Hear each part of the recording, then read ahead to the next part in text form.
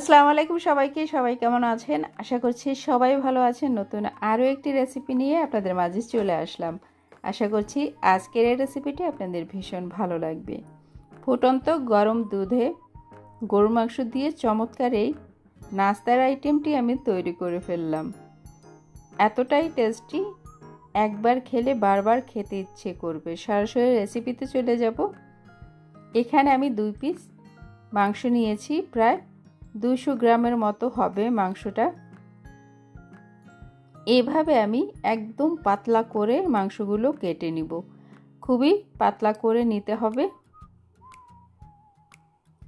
এখন আমি চুলায় চলে যাব। চুলায় একটি প্যান বসিয়ে দিয়েছি। এখানে আমি লিকুইড মিল্ক দিয়ে দিলাম 1/2 লিটার। একটা বলক নিয়ে আসবো ভালো করে। এবার একটু নেড়ে দিচ্ছি। এখন সাইড করে রাখা যে মাংসটা, সে মাংসটা আমি দুধে দিয়ে দিব। পুরোটাই এখানে ঢেলে দিয়েছি।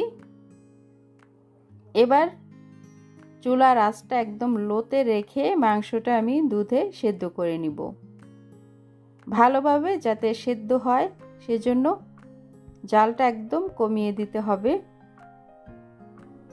মাংসটা এভাবে আমি 15 থেকে 20 মিনিট সেদ্ধ করে নিয়েছি। চিকেন কিউব দিয়ে দিলাম একটা, এর বেশি দেওয়া যাবে না, তা না হলে লবণটা বেশি হয়ে যাবে।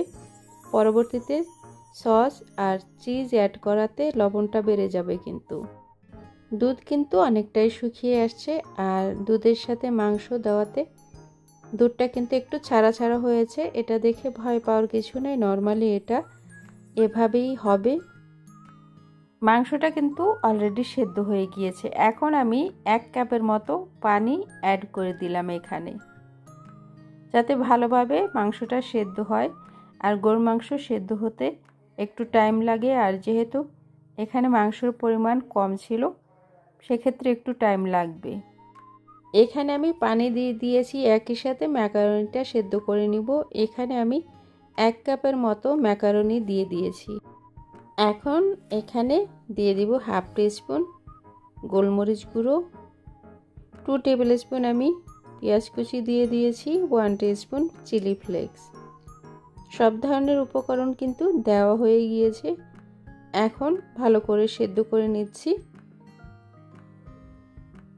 এবার আমি এখানে দিয়ে দিলাম 3 table spoon pasta sauce. Barbecue pasta sauce দিয়েছি, দারুণ একটি ফ্লেভার আসছে। এবার একটু নেড়ে নিচ্ছি, আর ম্যাকারনিটা কিন্তু সেদ্ধ হয়ে আসছে। এবার আবারও একটু নেড়ে দিচ্ছি। পুরোপুরি সেদ্ধ হয়ে গিয়েছে, আর মাংসটাও কিন্তু অনেকটা সফট হয়ে গিয়েছে। এখন আমি এখানে কিছু চিজ কেটে নিয়েছি, একটু স্লাইস করে নিয়েছি, উপর থেকে চিজটা দিয়ে দিয়েছি। সামান্য পরিমাণের অয়েল দিয়ে দিলাম, এই 1 টিস্পুনের মতো, যাতে একটার গায়ে একটা লেগে না থাকে সেজন্য। আর এখানে কিন্তু আগে আমি কোনো ধরনের অয়েল ইউজ করিনি। নর্মালি হোয়াইট সস বানিয়ে আমি পাস্তা রান্না করি, আজকে একটু ডিফারেন্টভাবে রান্না করেছি। দারুণ হয়েছিল, আর টেস্টটা অসাধারণ ছিল। এবার আমি উঠিয়ে নিব। এখানে একটি প্লেট নিয়েছি, প্লেটে পুরোটাই ঢেলে দিয়েছি। এখন ঠান্ডা করে আপনারা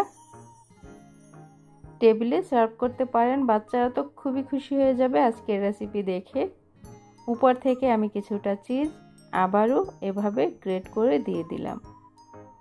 যেহেতু গরম আছে, সাথে সাথে মেল্ট হয়ে যাবে। আশা করছি ভালো লাগবে আজকের এই নাস্তার আইটেমটি। সকালবেলা একদম খেয়ে সবাই খুশি হয়ে যাবে। ঝটপট তৈরি করে দিতে পারেন এভাবে। আশা করছি আপনাদের ভালো লাগবে। আজকের রেসিপি ভালো লাগলে অবশ্যই আমার চ্যানেলের সাথেই থাকবেন। এবার মতো বিদায় নিচ্ছি। আবার নতুন কোনো রেসিপি নিয়ে হাজির হয়ে যাব। সবাই ভালো থাকবেন। আল্লাহ হাফেজ।